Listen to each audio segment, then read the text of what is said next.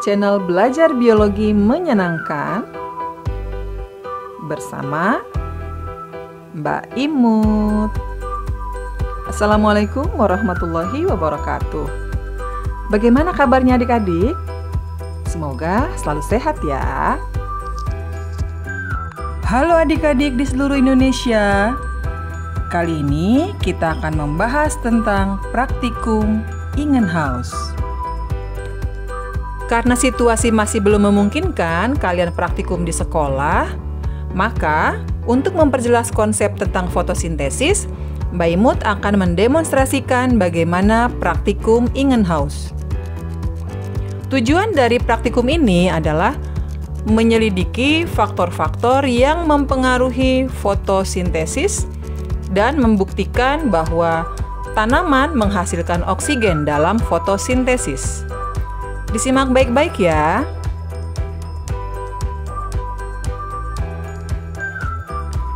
Alat yang digunakan, yang pertama ada beker gelas 1000 ml, corong kaca, tabung reaksi, termometer, bak kontainer, kawat, karet gelang, termos untuk menyimpan air panas, tang untuk memotong kawat, dan spatula. Bahan yang digunakan, tanaman Hydrilla verticillata kalau ada. Kalau tidak ada, bisa tanaman air lainnya juga ya, bisa kita gunakan. Kemudian es batu,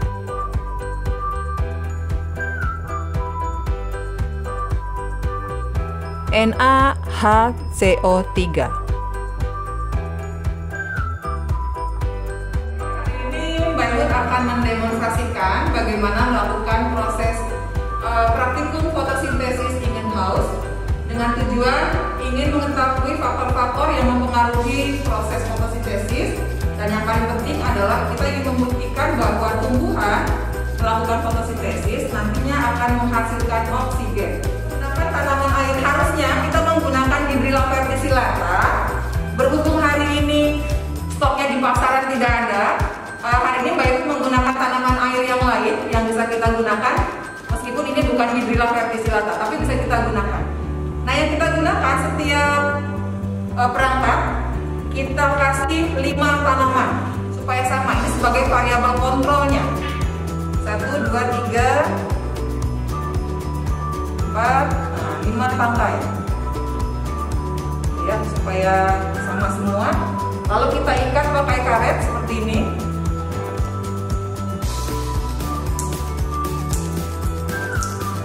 Kemudian kita gunakan kawat untuk menggantung, kawat yang panjang yang lentur seperti ini. Kita masukkan ke dalam karet. Nah, seperti ini. Ini fungsinya untuk menggantung tanaman di corong ya, supaya tidak turun. Nah, kita masukkan corongnya seperti ini. Nah, usahakan jangan sampai ini nutupin tabung corong ya. Jadi kita usahakan gantung. Nah, jadi seperti ini, sehingga nanti udaranya tidak akan terhambat untuk naik ke atas tabung reaksi ya. Nah, seperti ini. Kemudian, nah nanti seperti ini. Nah, sekarang kita coba semuanya kita lakukan di dalam air. Ya, semuanya harus, tidak boleh ada gelembung yang masuk ke dalam corong ya, usahakan seperti itu. Nah, jadi kita gelembungnya kita keluarkan dulu. Nah, yang ada di tabung reaksi, karena kita nanti akan melihat gelembung yang akan naik ke tabung reaksi.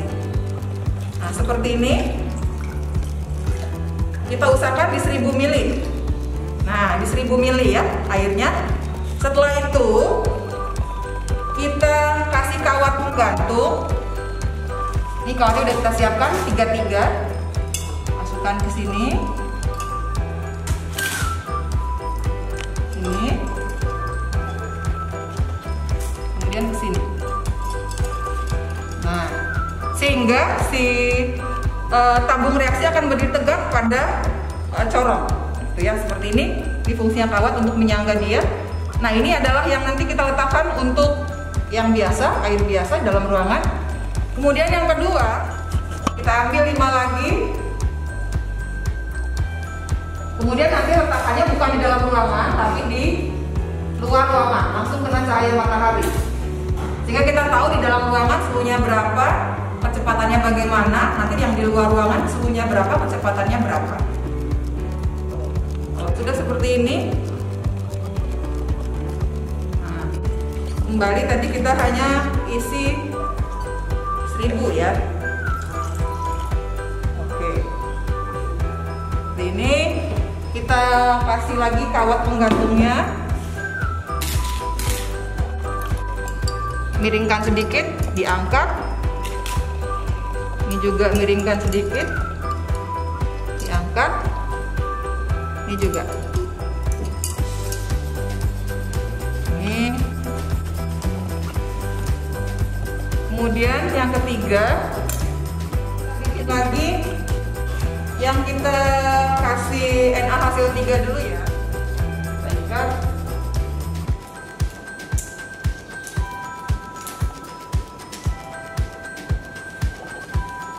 Sudah seperti ini. 1000. Nah, kemudian kita tambahkan NaHCO3 ya. Sebelumnya kita gantung dulu.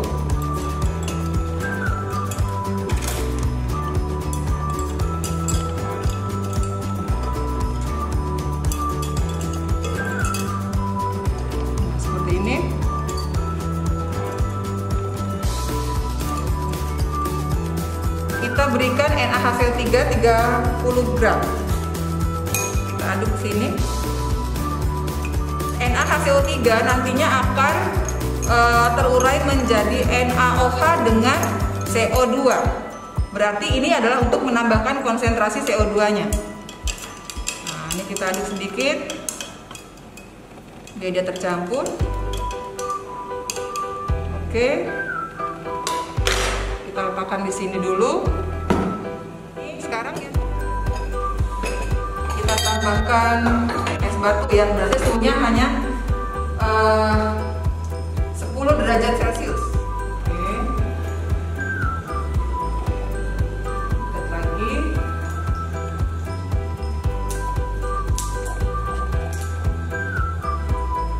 Kita gantung lagi pakai kawat yang lentur supaya tidak merusak corong dari tabung reaksi.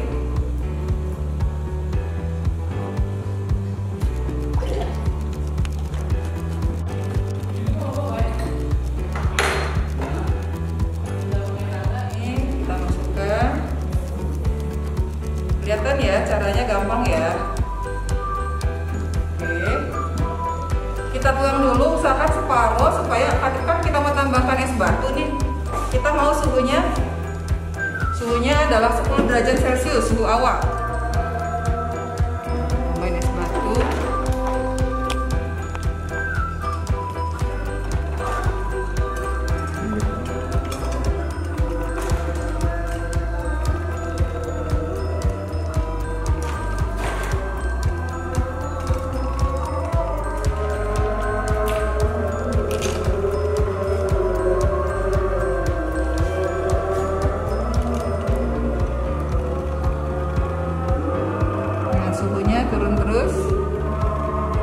Turun ya, terus ini sudah di 15.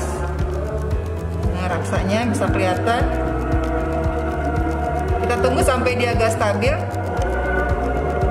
Nah, oke, sudah di 10 derajat Celcius. Berarti ini kita siapkan saja di sini dulu. Sekarang kita buat yang terakhir yang pakai air panas. Yang pakai air panas suhunya sampai 40 derajat Celcius. Ini rangkaian yang terakhir. Air panas dari termos.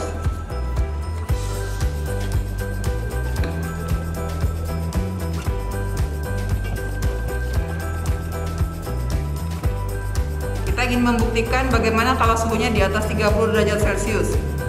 Apakah fotosintesisnya semakin cepat atau semakin lambat, gitu ya. Kita ukur dulu suhunya ini berapa.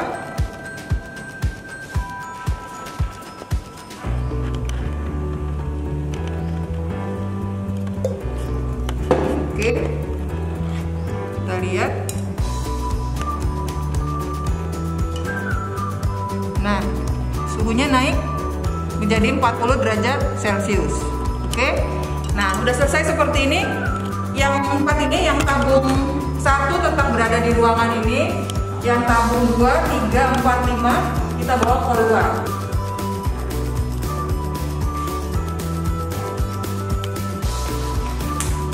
Ini yang tabung 2.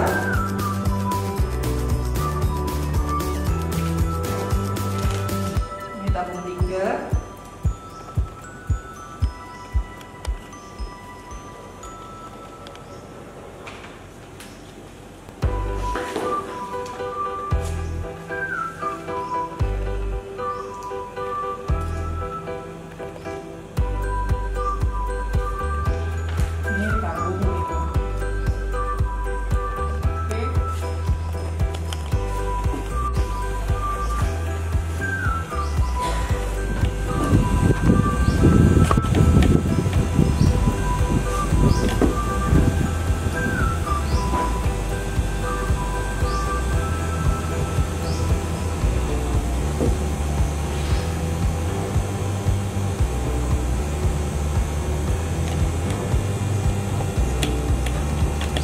Tabung 2 tadi ini suhu normal tanpa tambahan apapun. Ini air biasa ditambah NaHCO3. Ini adalah suhunya 10 derajat Celcius pakai air es, dan ini suhunya 40 derajat Celcius menggunakan air panas. Dilihat dari keempat ini yang paling cepat ini yang tabung 2. Bisa dilihat di sini. Nah, cepat sekali naiknya gas ke tabung reaksi, ya. Yang di sini ada tapi tidak terlalu banyak. Nah, gitu ya. Yang ini juga sudah kelihatan pergerakan gelembung gas ke atas tabung reaksi. Yang di sini belum kelihatan, Ini sudah kelihatan.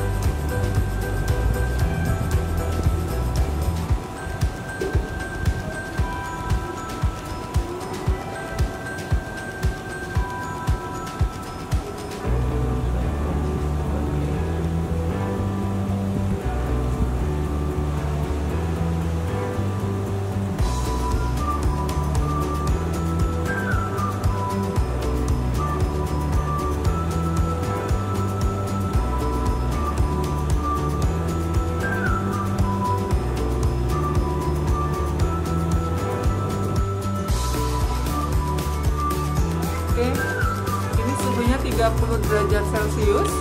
Kecepatannya juga lumayan besar. Karena ini tadi kita tambahkan NaHCO3 atau soda kue. Ya. Karena konsentrasi CO2 terlarut dalam air semakin tinggi, akibatnya laju fotosintesis juga semakin besar di sini. Sementara yang kita lihat di tabung reaksi yang keempat di sini belum ada gelembung gas yang naik ke tabung reaksi, karena ini tadi suhunya adalah 10 derajat Celcius. Sementara di sini yang 40 derajat Celcius ada pergerakan gelembung gas, tapi tidak terlalu banyak. Masih lebih banyak 2 dan 3.